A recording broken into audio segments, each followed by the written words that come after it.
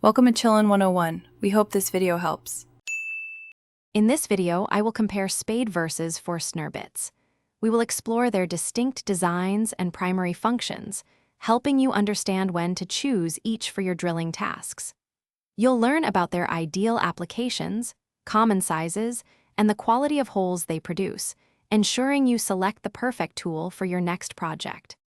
Spade bits, also known as paddle bits, are designed for rapid material removal. They are incredibly efficient for drilling rough, fast-through holes in wood, especially when precision isn't the top priority. These bits are very affordable and commonly found in sizes ranging from 1/4 inch to 1.5 inches, making them a staple for general construction tasks.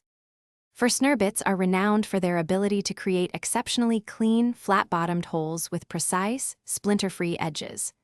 They are indispensable for intricate woodworking, perfect for partial holes, overlapping holes, or creating pocket holes for joinery.